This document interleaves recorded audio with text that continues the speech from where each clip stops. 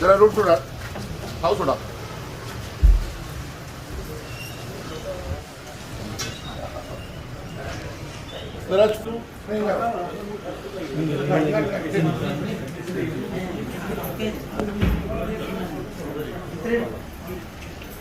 हाँ मानवी साहब जी हाँ जी हमें इनको बताएं बात में पढ़ेंगे पहले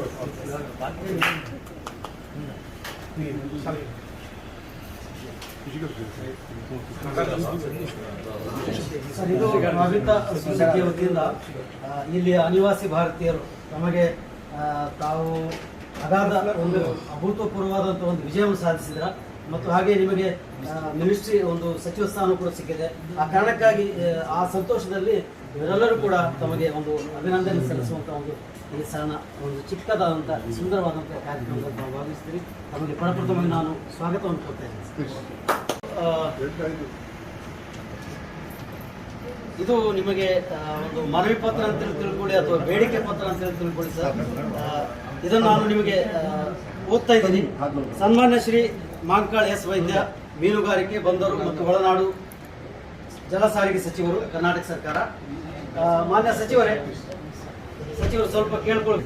ನಿಮ್ಮ ಗಮನಾರ್ಹ ಗೆಲುವು ಮತ್ತು ನಿಮ್ಮ ಸಚಿವ ಸ್ಥಾನಕ್ಕೆ ರಾಬಿತಾ ಸೊಸೈಟಿಯಿಂದ ಹೃತ್ಪೂರ್ವಕ ಅಭಿನಂದನೆಗಳು.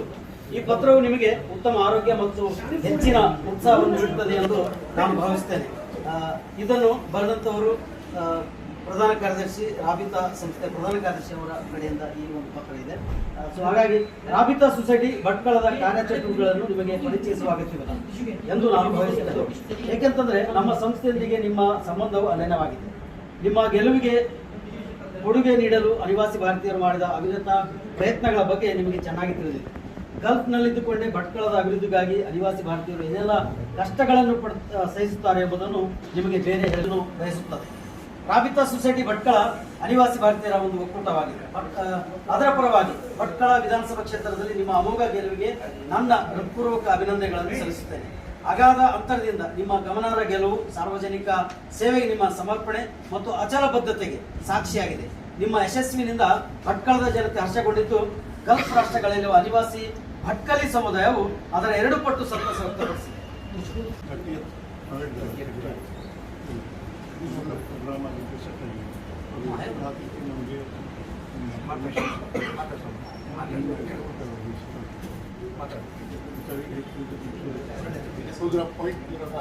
ರಾಬಿತಾ ಸೊಸೈಟಿಯಿಂದ ಮಾಡ್ತಾ ಇರೋದು ಅಂತಂದ್ರೆ ಸರ್, ಇಲ್ಲಿ ರಾಷ್ಟ್ರೀಯ ಹೆದ್ದಾರಿಯಲ್ಲಿ ಒಂದು ಸರ್ವಿಸ್ ರಸ್ತೆ ನಿರ್ಮಾಣ ಬೇಕು ಸರ್. ಯಾಕಂತಂದ್ರೆ ಅಪಘಾತಗಳು ಆಗ್ತಾ ಇದಾವೆ.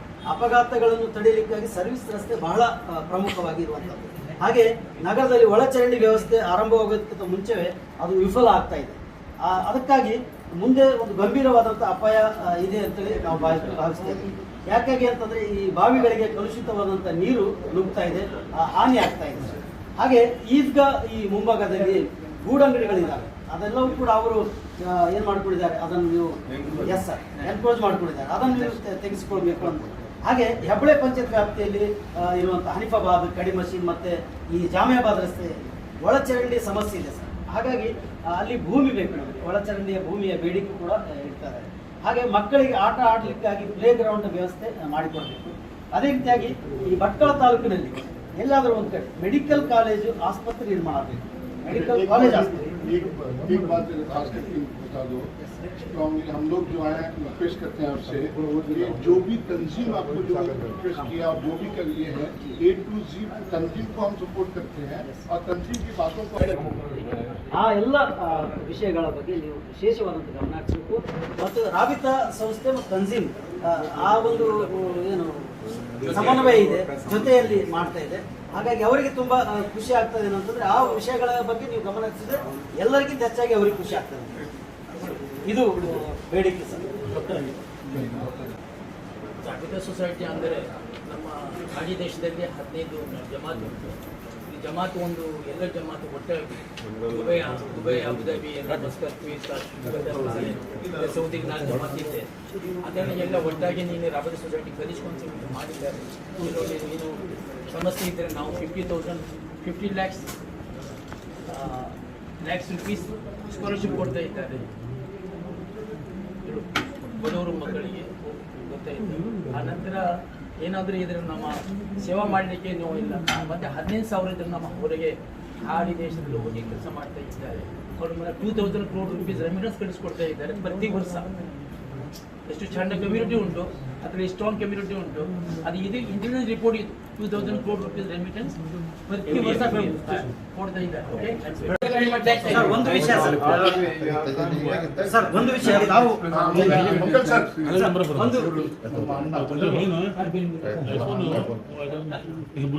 ಸರ್ ಒಂದು ವಿಷಯ ಮಾಧ್ಯಮದ ಪರವಾಗಿ ನಾವು ಹೇಳ್ತೇವೆ.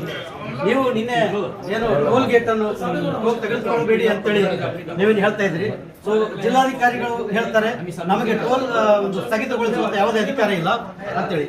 ಇದು ಆಗ್ತದೆ. ಇದ್ರ ಬಗ್ಗೆ ನಿಮ್ಮ ಒಂದು ಪ್ರತಿಕ್ರಿಯೆ? ಇಲ್ಲ, ಒಂದೇ, ಅದರಲ್ಲಿ ವ್ಯತ್ಯಾಸ ಇಲ್ವೇ ಇಲ್ಲ. ಆಗ್ಬೇಕು